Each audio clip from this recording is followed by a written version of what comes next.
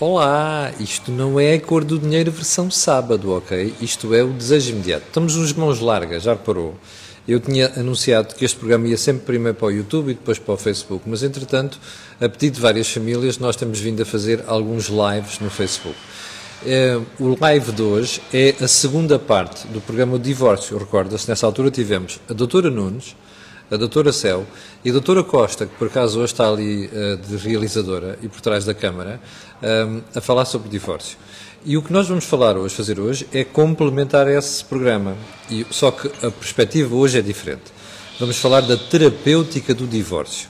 Ora, já sabe que está com o desejo imediato e que nós temos um mail dedicado para dúvidas, questões e sugestões. É desejoimediato@gmail.com.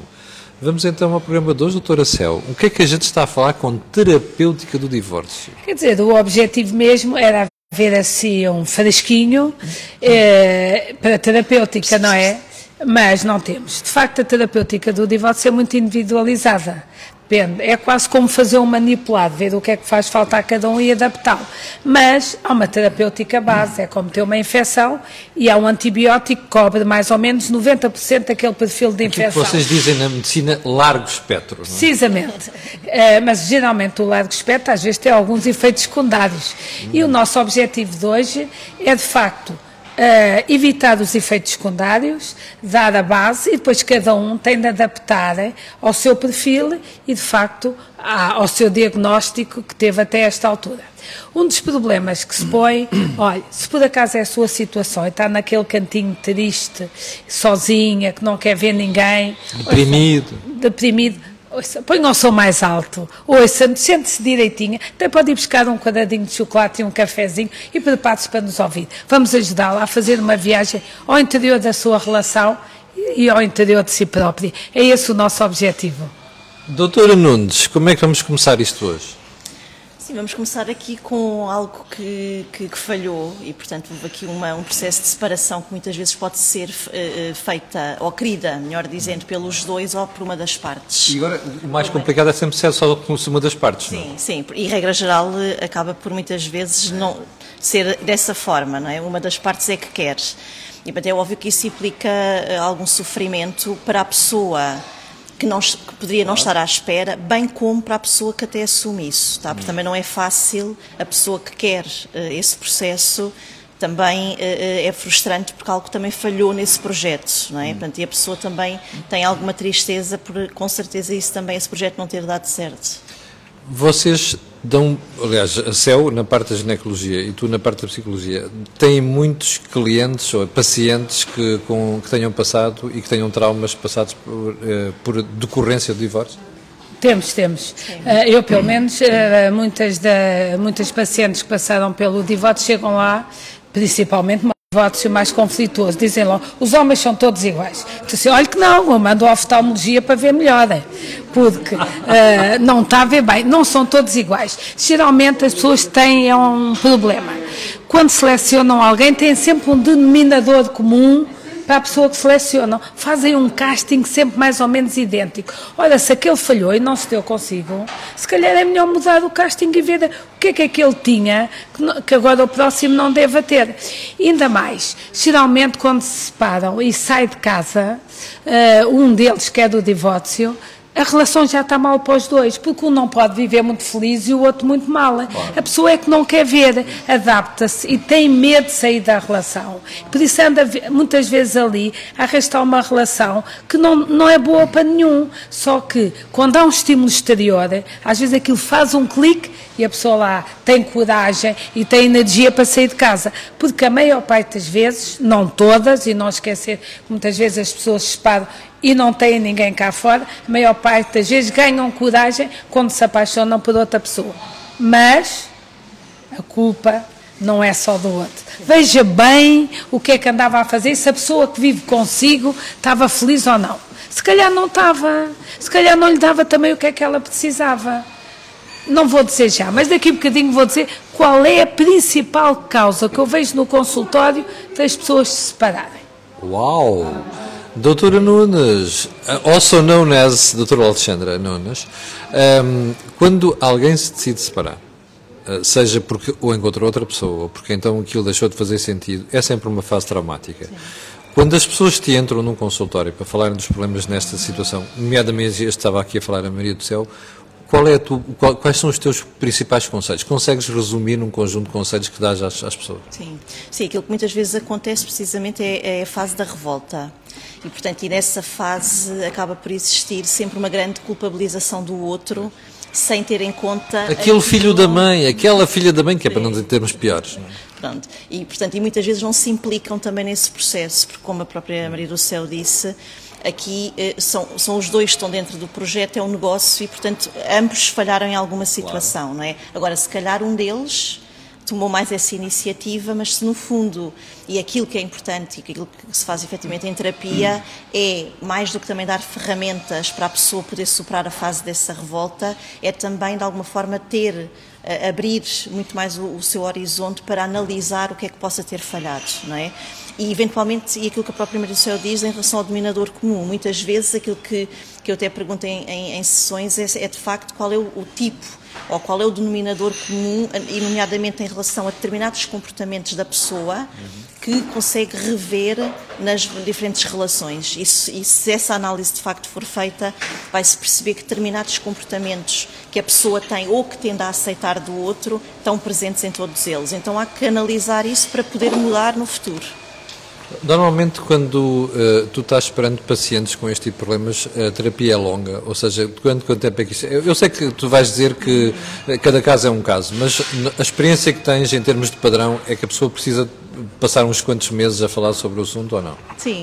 Sim, é importante. Pelo menos 6 meses será importante que esse processo acabe por acontecer. Até porque todo o processo decorrente dessa separação acaba por estar muito latente nesses primeiros 6 meses. Vocês falavam aqui logo na primeira reação, a primeira é de revolta.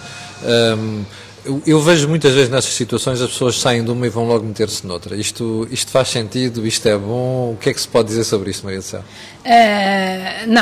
Não é bom sair logo de uma relação e meter-se logo noutra, que é para não pensar mais naquela. Por isso eu costumo dizer que a primeira mesmo fase é a negação. Isto não me está a acontecer. Não é possível eu ter-me separado. Porque é a mim? Porque é a mim. O que é que eu falhei? Não, depois de facto... quer ver o apenas para o ar. Então aquele jogo relacional é terrível.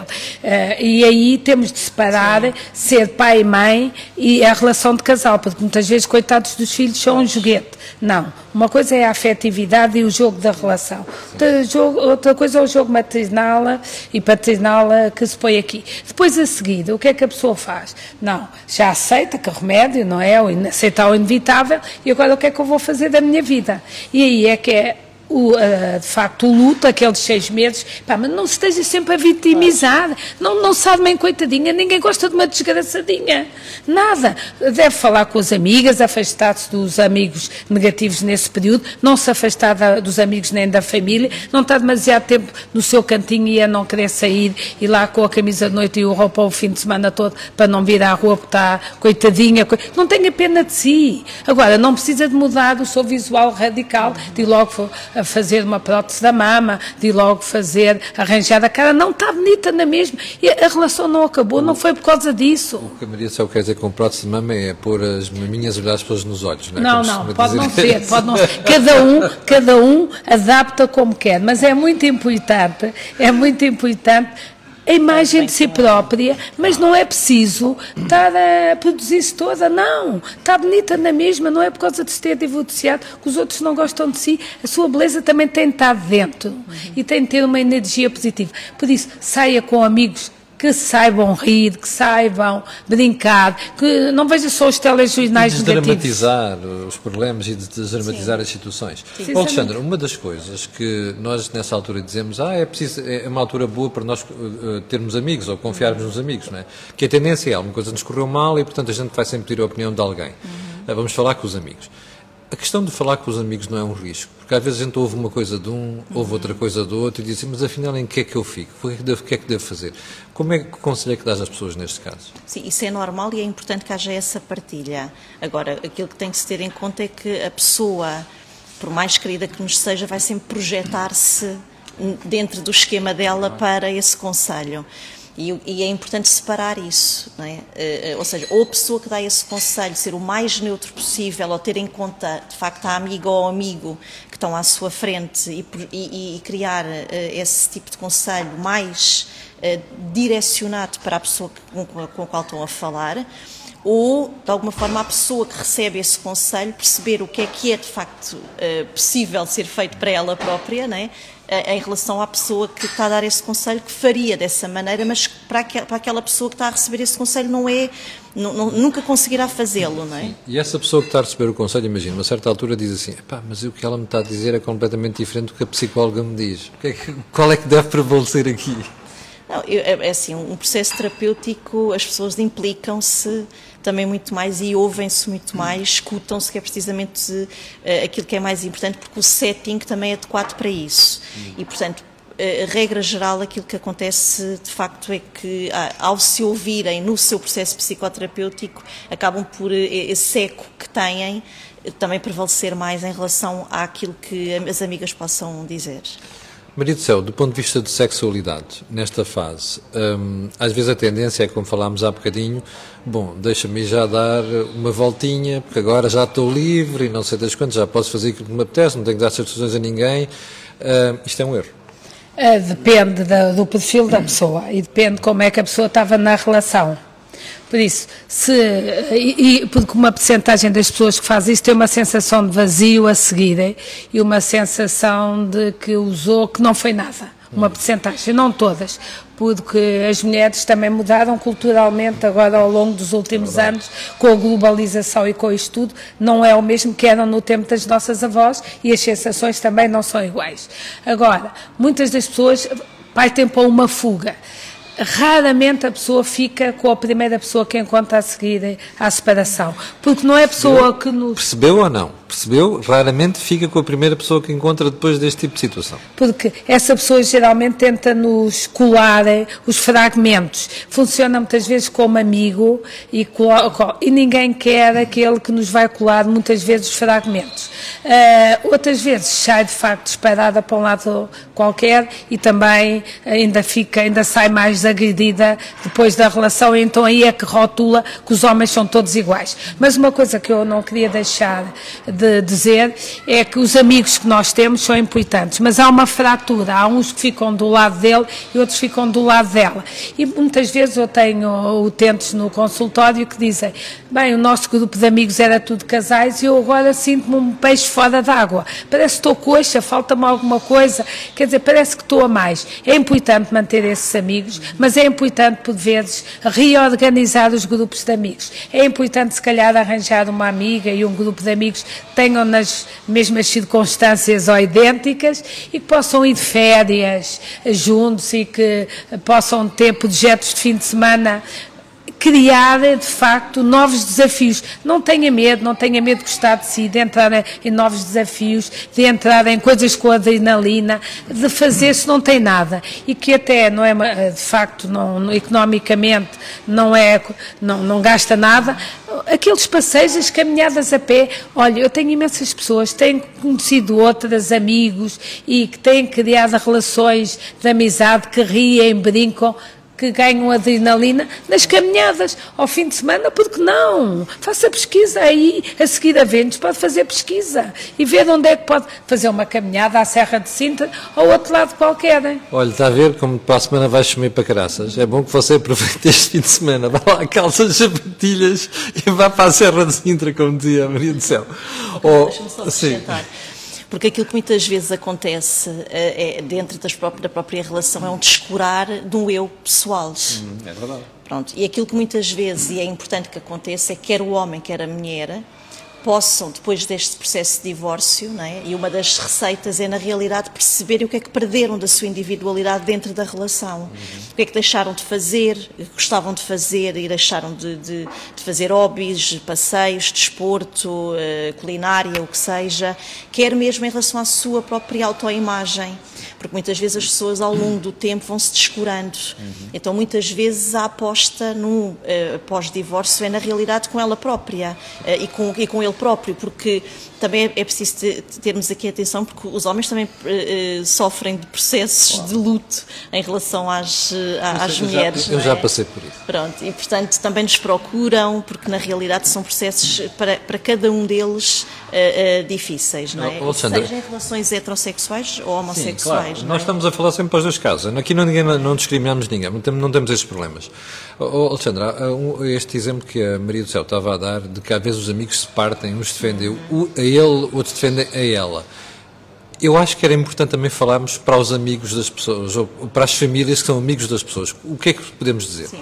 Nós aqui, temos que ter aqui algum cuidado, porque muitas vezes os amigos deles podem passar, ou amigas dele, podem de facto passar a ter uma maior relação com a companheira ou o companheiro da pessoa, não é? Então já pode ter vindo de uma das partes, mas depois criar âncoras na outra parte.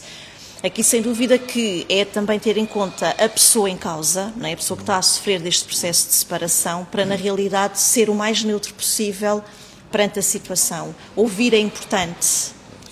A escuta pela qual também nós já falámos. Às vezes, sem dar a opinião, é ouvir e até explicar a outra pessoa, porque às vezes o incentivo, o estímulo é a pessoa que está magoada, diz assim, mas tu não achas, estás-te a pôr do lado dele ou dela.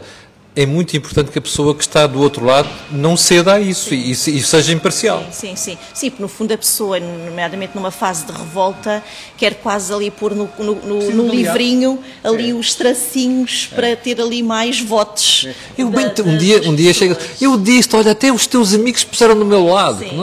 É isso que não se quer. Claro. E não, até porque, regra geral, os próprios amigos, estando nesse meio, também muitas vezes não se querem implicar ou escolher uma das partes, não é? E, portanto, vão tendo aqui algum cuidado para que, na realidade, não haja essa fratura, porque, efetivamente, percebem que também vão ser usados como tal, como arma de arremesso, não é? Maria do Céu, qual é o último conselho que podemos dar às pessoas? Eu queria só contar uma coisa, enquanto a Alexandra estava aqui a falar, lembrei-me de um caso que me aconteceu. Fala a experiência. Não, um caso, sim, clínica aqui, que me aconteceu, que foi entre uma doente, era a minha doente há muitos anos, e disse-me, olha, eu estou a pensar em engravidar agora nesta altura, porque acho que tenho o meu parceiro ideal, mas nem vai acreditar na história que eu lhe vou contar.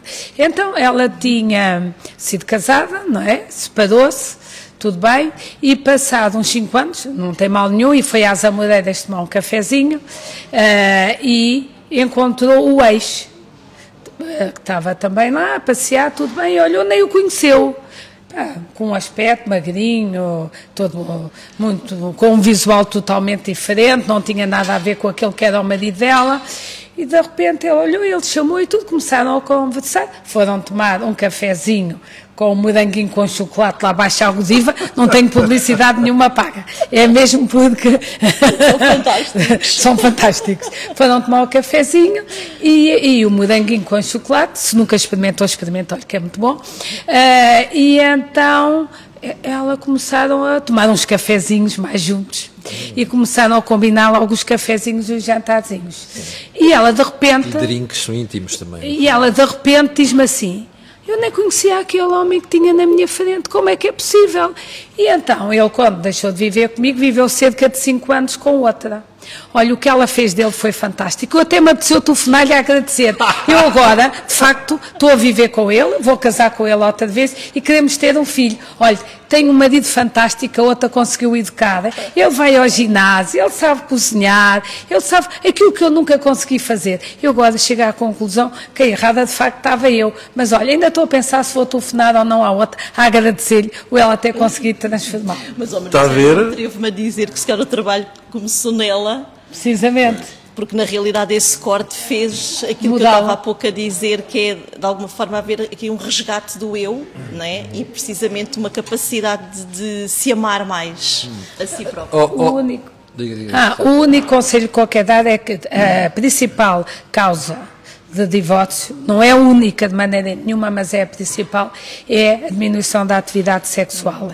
Por isso, quando as pessoas deixam de fazer amor, quando é muito conflito, porque como aqui já referimos, se tiverem um espaço muito grande sem fazer amor, as pessoas tornam-se mais agressivas e depois ninguém quer fazer amor sem afetividade. Mesmo hoje em dia, com a relação que se põe mais de afastamento, é essa. Por isso, uma das coisas principais é fazer amor. No caso das mulheres, ouça, nós funcionamos sempre e os homens gastam-se. Não lhe ponham magnésio na mala para não o carregar, mas eles gastam-se. No caso das mulheres, afetividade, festinhas e tudo, é importante. Por isso, afeto e ver o que é que está mal antes de haver ruptura.